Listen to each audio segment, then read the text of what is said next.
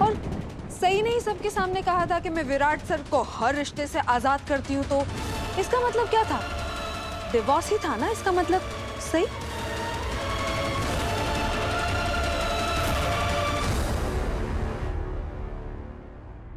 सही बहनी, सही सही।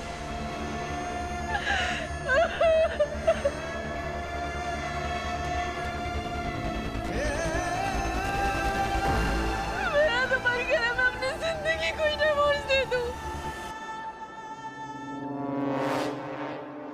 मुझे इतनी घुटन आज तक कभी नहीं हुई और मुझे तो ये समझ में नहीं आ रहा कि मुझे ऐसे रिश्ते के टूटने का अफसोस ही क्यों हो रहा है जो मेरी मर्जी से जुड़ा ही नहीं था। मुझे मेरी जिंदगी बेमायने लगने लगी है, मुझे जीने की कोई वजह ही नजर नहीं आ रही। सही, तुम्हारी जिंदगी बेमायने है, तुम्हें जीने की कोई वजह नजर नहीं आ रही है। सही, तुमने मेडिकल एग्जाम में रिकॉर्ड सेट किया है, अपने कॉलेज में टॉप किया है तुमने, तुम अपने सपने को जी रही हो। सही, कुछ सालों में तुम डॉक्टर बन जाओगे, अपने आबा के सपने को पूरा करोगे। तुम इसी परिवार में रहोगी, अपने लोगों के साथ रहोगी। सही, इस परिवार के हर सदस्य को तुमने खुल के जीना सिखाया है, हर एक की मुश्किल वक्त में तुम्हें उनका साथ दिया है, तो क्या तुम्हारी मुश्किल घड़ी में हम लोग तुम्हारा साथ नहीं देंगे? सच कहूं तो आने वाले कल की चिंता तो मुझे भी है। नहीं पता ना कि क्या होगा, कैसे होगा, पर इतना यकीन जरूर है कि मैं हैंडल कर लूंगा। मैं तुम्हें और साहस को सेफ रखने के लिए कोई ना कोई तरीका तो निकाल ही लूंगा, और इस बात का भी पूरा ध्यान रखूंगा कि तुम्हारे और साहस की जितनी भी जरूरतें वो सब पूरी हो। लेकिन कब तक विराट? पूरी जिंदगी तो ऐसे नहीं चल सकती है ना। तुम्हारी भी अपनी लाइफ है, जॉब है, फैमिली है, बीवी है। तुम्हें उन सब पे ध्यान देना चाहिए और मेरी वजह से तुम उन सबसे दूर होते जा रहे हो। प्लीज तुम इस सब के बारे में मत सोचो, और हाँ, मैं जल्द ही तुम्हारे लिए रहने का अरेंजमेंट भी कर लूंगा। अच्छा, एक बात बताओ, तुम्हारे नए घर के लिए तुम्हें क्या क्या चीजें चाहिए, उसकी एक लिस्ट बना लेते हैं। सदा भी ऐसे ही कहता था, चलो लिस्ट बना लो। उसे सब चीजें ना बहुत प्रॉपर तरीके से करने की आदत थी। वो कोई भी प्लानिंग करता था ना तो प्रॉपर लिस्ट बना के करता था। हाँ, ये आदत तो थी सदा की। उसे सब कुछ ऑर्गेनाइज तरीके से करना बहुत पसंद था। इनफैक्ट मुझे भी आदत उसी से लगी है। कॉलेज में उसे देख देख कर ये सब करने लगा था मैं। तुम और सदा बहुत खास दोस्त थे ना। तुमने सदा को मन से अपना दोस्त माना है और बिना किसी वजह के उसे प्यार किया। एक वक्त था जब सदा और मैं इतने खास दोस्त बन गए थे कि जितना करीब मैं अपने आई और बाबा के और अपने भाई के नहीं था, उतना ही ये सच है कि घर पे माहौल ठीक नहीं है। थोड़ी नहीं, बहुत प्रॉब्लम्स चल रही हैं।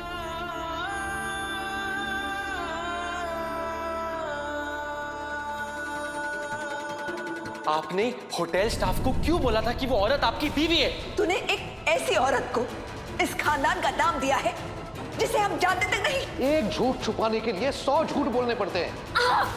खुद एक सीक्रेट शादी करके एक सीक्रेट लाइफ जी रहे हो और अपनी हरकत में शर्मिंदा होने के बजाय अपने घर वालों पे भड़क रहे हो। मैं मेरे अपनों के ताने सुन सकता हूँ, उनकी कड़वी बातें बर्दाश्त कर सकता हूँ, उनकी आंखों में खुद के लिए नफरत देख सकता हूँ, पर उन्हें खतरे में नहीं देख सकता।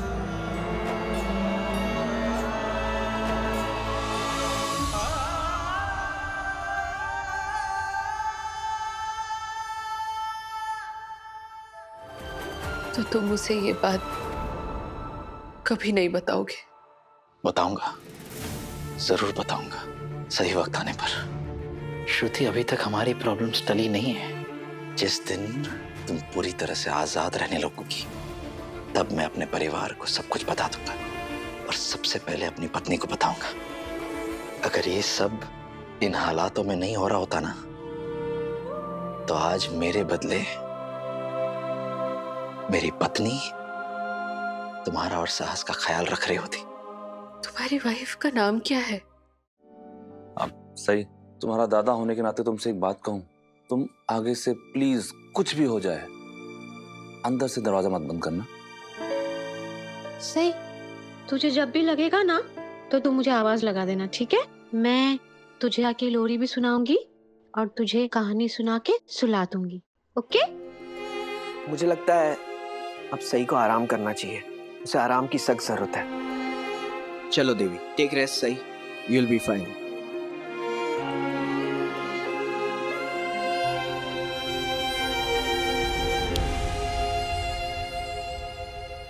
बताओ ना, क्या नाम है उसका?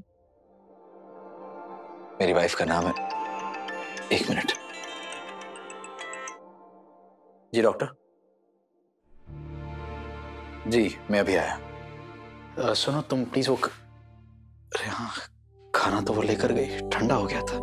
मैं गरम खाना भिजवाता हूँ, प्लीज खाना खा लो, बहुत देर हो चुकी है। मैं डॉक्टर से मिलकर आता हूँ। विराट, क्या तुम मुझसे प्यार करते हो?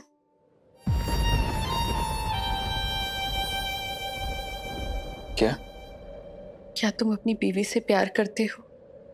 बहुत। और काश मैं खुद भी उसे ही कह पाता। मुझे सच में लगने लगा था विराट सर कि आप मुझसे पत्नी वाला प्यार करते हैं। क्या वो तुमसे प्यार करती है?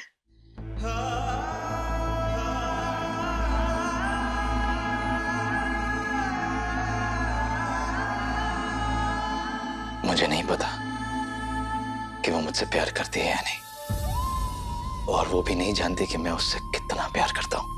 ये कैसी शादी हुई? सॉरी अगर तुम्हें बुरा लगे तो, लेकिन मेरे कहने का ये मतलब नहीं था। मैं बस ये कहना चाह रही हूँ कि जिस दिन मैंने उससे फोन पे बात की थी, उस दिन वो बहुत गुस्से में थी, तुम्हें लेकर बहुत पॉसेसिव लग रही थी। और ऐसा इंसान सिर्फ तभी फील करता है जब वो किसी को दिल से प्यार करता हो। और तुम कह रहे हो कि तुम्हें पता नहीं है कि वो तुमसे प्यार करती है या नहीं, तो मुझे सुन के थोड़ी हैरानी हुई। तुम बस आराम करो, मैं डॉक्टर से मिलकर आता हूँ। मुझे तो समझ में नहीं आ रहा कि विराट को हो क्या गया है। उन्हें वहां उस दिन होटल में देखकर मैं खुद यकीन नहीं कर पा रहा था कि विराट दादा ऐसा कुछ कर सकते। ठीक है जीजू। देवी बहुत परेशान है, मैं अभी उसे सुला कर आया हूँ। वो सही के लिए बहुत टेंशन ले रही है। सही की टेंशन तो मुझे भी हो रही है पुलकित। उसकी तबीयत इतनी बिगड़ गई है, तब से बस रोए जा रही है। सही को माइग्रेन अटैक आया है, मैंने उसे मेडिसिन दी है, और मेडिसिन तब तक असर करेगी जब तक वो किसी शांत और कम रोशनी वाली जगह में रहे।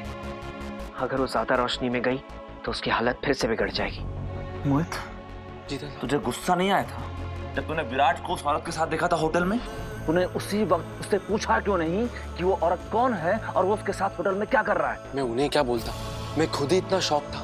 मैं क्या करूं दादा? अगर संभल जाता तो जरूर जाके विराट दादा से पूछता कि वो ये सब क्या कर रहे हैं। मिस्टर चौहान, आपकी वाइफ की डिलीवरी काफी डिफिकल्ट थी। सी सेक्शन के दौरान हमें काफी कॉम्प्लिकेशन का सामना करना पड़ा। उनकी ब्लीडिंग भी नहीं रुक रही है और कुछ अंदरूनी चोटें भी हैं। अभी तक घर लौटा है और ना ही फोन उठा रहा है।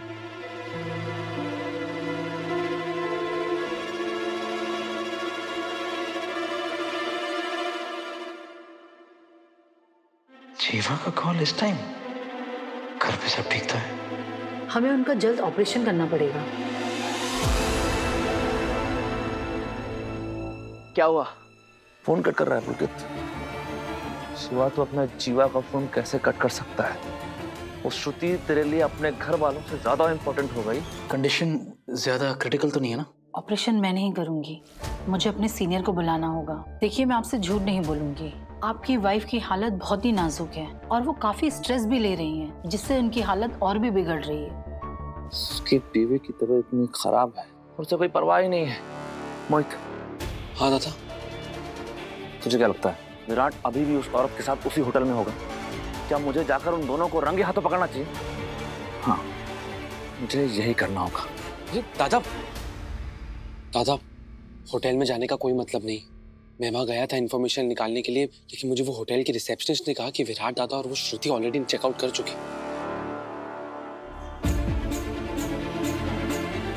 समझ में नहीं आ रहा कि मेरा विराट, मेरा शिवा इतना पत्थर दिल, इतना गैर जिम्मेदार कैसे हो सकता है? मैं जानती हूँ कि आप उनका बहुत अच्छे से ख्याल रख रहे हैं, लेकिन एक रिक्वेस्ट है, आप उनको थोड़ा और वक्त दीजिए। माँ और बच्चे दोनों को आपकी ज़रूरत है, दोनों की हालत भी सही नहीं है। आप ऑपरेशन की तैयारी कीजिए, बाकी सब मैं संभालूंगा। ओके।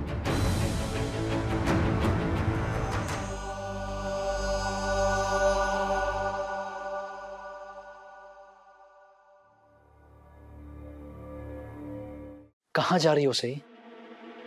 आप जाने से पहले बताते हैं क्या? फिर आप कैसे उम्मीद कर सकते हैं कि मैं आपके सवालों का जवाब दूंगी? तुम अच्छी तरह से जानती हो मैं जो कुछ भी करता हूँ बिना वजह नहीं करता हूँ, और तुमने मुझसे कहा था कि तुम सही वक्त का इंतजार करोगी। कहा था या नहीं? आप चाहते हैं ये सारी बातें जानने के बाद मैं ये सब कुछ नजरअंदाज कर दूं? सब कुछ मेरे सामने आने के बाद मैं आपके सही वक्त का इंतजार करूं, ऐसे बिहेव करूं जैसे सब कुछ नॉर्मल है? I am sorry Virat sir, लेकिन अब मैं आपकी खोखली बातों पर और विश्वास नहीं कर सकती। लेकिन सही, मैंने ऐसा कुछ भी नहीं किया है जिससे तुम्हारा भरोसा टूटे। तुम समझ नहीं रही हो, जो तस्वीर तुम अपने मन में बना रही हो वो अधूरी है सही।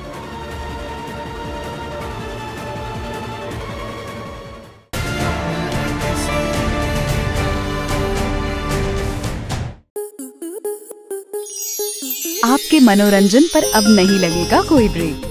स्टार प्लस के बेहतरीन शोज देखने के लिए लाइक, शेयर और सब्सक्राइब करें स्टार प्लस यूट्यूब पेज को।